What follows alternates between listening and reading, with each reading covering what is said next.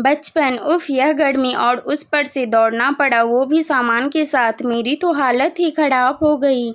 गर्मी से परेशान किसी तरह मैं अपनी सीट तक पहुंची। आज ट्रेन पकड़ने के लिए जिस तरह दौड़ी, अगर इस तरह से मैराथन में दौड़ लगाती तो पक्का मैराथन जीत जाती। सीट पर बैठकर किसी तरह जान में जान आई। सारा सामान ठीक जगह पर लगाने के बाद सोचा आराम से बैठकर पानी पी लूं। प्यास से गला सूख गया था। उस पर से मैराथन वाली दौड़ ने तो थका ही दिया। पानी के लिए बोतल ढूंढने लगी तो याद आया पानी की बोतल और खाने का सामान जिस बैग में माँ ने रखा था। वो बैग तो जल्दी जल्दी में वहीं रह गया। अब तो ट्रेन भी चल पड़ी थी, पानी ले भी नहीं सकती थी। सोचा चलो कोई बात नहीं, ट्रेन में तो पानी वाला आएगा, उसी से ले लूँगी। लेकिन काफ़ी देर हो गई, प्यास से रहा नहीं जा रहा था तो सामने बैठे यात्री से पूछा। मैंने पूछा भैया पानी वाला अभी नहीं आया, एसी कोच में आने की मनाही है क्या? यात्री मेरी बात सुनकर मुस्कुराए और बोला मैडम इस ट्रेन में खाने पीने की कोई चीज़ नहीं मिलती। 1 घंटे बाद एक छोटा सा स्टेशन आएगा, वहीं कुछ मिल सकता है। जी वैसे आप कहाँ तक जाएंगी? मैंने कहा भैया मैं तो पुणे तक जाऊंगी। अच्छा, फिर तो आप अगले स्टेशन पर ज़रूर कुछ न कुछ ले लीजिए, मुझे तो 2 स्टेशन बाद ही उतरना है। उस यात्री की बातें सुनकर प्यास जैसे और बढ़ गई। सही कहते हैं लोग, जो चीज़ पास में ना हो उसकी ज़रूरत कुछ ज़्यादा ही महसूस होने लगती है। खैर अब इंतज़ार करने के सिवा कर भी क्या सकती थी। ट्रेन अपनी रफ्तार से चल रही थी। करीब 1 सवा घंटे के बाद एक छोटा सा स्टेशन आया। ट्रेन रुकी और ट्रेन में पानी बेचने वाले की आवाज़ भी आने लगी। एक 12-13 साल का छोटा सा बच्चा बाल्टी लिए पानी बेच रहा था। मैंने उसे बुलाया और कहा 1 बोतल पानी दे दो। उसने 3-4 पाउच पानी की निकाल कर मुझे पकड़ाने लगा और बोला यह लीजिए, बोतल के बराबर ही पानी है। मैंने कहा पानी की बोतल नहीं है क्या? इसे रखूँगी कहाँ? बोतल रहता तो आराम से रख जाता, पाउच कहीं फट गया तो सब जगह पानी पानी हो जाएगा और सबको परेशानी होगी। सो अलग यहाँ पानी की बोतल नहीं मिलती क्या? मैडम यहाँ तो यही चलता है, आपको पानी की बोतल वह दूर वाले दुकान पर मिल जाएगी। मैंने सोचा अगर पानी लेने के लिए इतनी दूर स्टॉल पर जाऊंगी और इतने में ट्रेन चल पड़ी तो मैंने उसे बच्चों को कहा क्या तुम मेरे लिए उस पानी की दुकान से पानी ला दोगे? मैं तुम्हें पानी लाने के लिए 20 रुपये अलग से दे दूंगी। वह बच्चा तैयार हो गया। मैंने पर्स खोला तो उसमें छुट्टे पैसे नहीं थे। ट्रेन की जल्दी में मैंने उसे छुट्टे पैसे ऑटो वाले को दे दिए।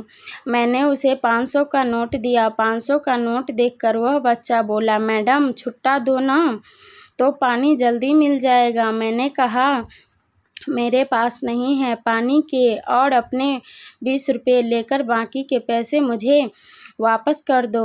उसने कहा मेरे पास नहीं है। ठीक है कोई बात नहीं, मैं अभी पानी लेकर आता हूँ। वह जाने लगा तो मैंने उससे कहा 2 बिस्कुट के पैकेट भी लेते आना। वह ठीक है बोलता हुआ दौड़कर चला गया। ट्रेन की खिड़की से मैं उसे दौड़कर दुकान की तरफ जाते हुए देखती रही। तभी ट्रेन की सीटी की आवाज़ आई। मैं बड़ी बेसब्री से इधर उधर खिड़की से झांकने लगी कि इतने में ट्रेन चल पड़ी और बच्चा दिखाई नहीं दे रहा था। ट्रेन में धीरे धीरे अपनी रफ्तार पकड़ ली, लेकिन बच्चे का कहीं पता नहीं। सामने बैठे यात्री ने मुस्कुराते हुए कहा अब वह नहीं आएगा। आपने भी तो एक अनजान छोटे से बच्चे को 500 का नोट पकड़ा दिया। वह तो दिन भर में इतना नहीं कमा पाता होगा, उसके तो कई दिनों का काम हो गया। उसकी बातें सुनकर अब अपने ऊपर गुस्सा आने लगा। एक तो प्यास से जान निकली जा रही थी, उस पर लोग मुझे मूर्खता पर मुस्कुरा रहे थे। इस बात से अंदर की ज्वालामुखी फट रहा था। सही कहते हैं यह लोग कभी भी नहीं सुधरेंगे। थोड़े से पैसे के लिए कभी भी कुछ भी कर सकते हैं, किसी को भी धोखा दे सकते हैं। यह तो अभी इतना छोटा सा है, तब यह हाल है, बड़ा होकर पता नहीं क्या करेगा। ऐसे लोग ही चोर लुटेरे बनते हैं। मैं मन ही मन उस पर गालियों की बौछार करती और उसे कोसती बैठी रही। कभी सोच रही थी कि वही पाउच का पानी एक बार पी लेती तो क्या होता।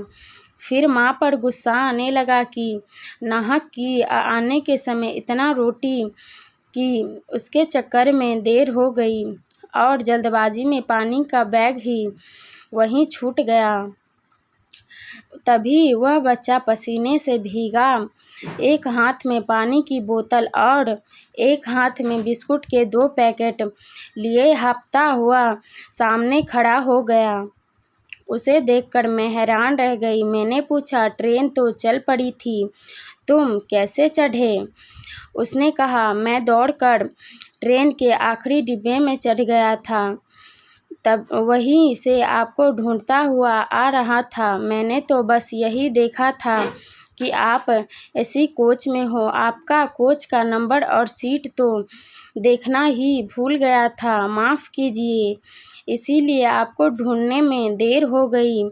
यह लीजिए आपका सामान और यह बाकी के पैसे। उस बच्चे ने सच में बिस्कुट और पानी के 50 रुपये काट कर बाकी के 450 मेरे हाथ में रख दिए। मैंने कहा, लेकिन तुम वापस कैसे जाओगे? ट्रेन तो चल पड़ी है। तो उसने कहा, आप परेशान मत होइए, मैं अगले स्टेशन पर उतर जाऊंगा और उधर से जो ट्रेन आ रही होगी उसमें चढ़ जाऊंगा। मैंने पूछा, तुम्हारा कपड़ों को क्या हो गया है? अभी तो ठीक थे, यह फट कैसे गए? जी, वह ट्रेन पर चढ़ने के समय गिर गया था, इसीलिए थोड़ा सा फट गया। तब तुम्हारी पानी की बाल्टी कहाँ है? वह मैं माँ के पास रख आया था। वह स्टेशन पर वहीं दुकान के पास मूंगफली बेचती है। आज तो जब तक वापस नहीं जाऊंगा, माँ बेचारी मेरी वजह से स्टेशन में बैठी रहेगी, घर भी नहीं जाएगी और जब पहुंच जाऊंगा तो आज डांट ज़रूर पड़ेगी। अच्छा, ये लो, अपने पैसे तो ले लो। मैंने उसके पैसे देने की कोशिश की तो उसने लेने से मना कर दिया और बोला, मेरी माँ कहती है हमें लोगों की मदद करनी चाहिए। अगर आप परेशानी में हैं थी, इसीलिए मैंने आपकी मदद की। किसी की मदद करने के लिए कोई पैसे थोड़ी ना लेते हैं। लेकिन मेरी वजह से तुम्हारी शर्ट तो फट गई ना, इसीलिए ले लो। वह बोला, नहीं, आपको नहीं पता, मेरी माँ के हाथों में जादू है। वह 2 मिनट में अपने सुई धागे से इसे ठीक कर देगी। अच्छा, तुम पढ़ने क्यों नहीं जाते? मैंने पूछा। उसे नन्हे बच्चे का मासूम सा चेहरा फीका पड़ गया और बोला, पढ़ना तो चाहता हूँ, लेकिन माँ अकेले सारा दिन काम करती है, फिर भी ठीक से घर नहीं चलता, इसीलिए मैं भी माँ के साथ कुछ काम कर लेता हूँ तो हमें शाम को ठीक से खाने को मिल जाता है। अच्छा, अब मैं जाता हूँ, स्टेशन आने वाला है। वह छोटा सा बच्चा बिना कुछ सोचे ही जैसे हवा की तरह गायब हो गया। मैं सोचने लगी कि मेरी वजह से बेचारे को आज घर वापस जाने में इतनी देर होगी, उसकी माँ को भी कितनी परेशानी होगी। एक मैं हूँ जो अभी थोड़ी देर पहले 500 रुपये के लिए उसे कितना कोस रही थी।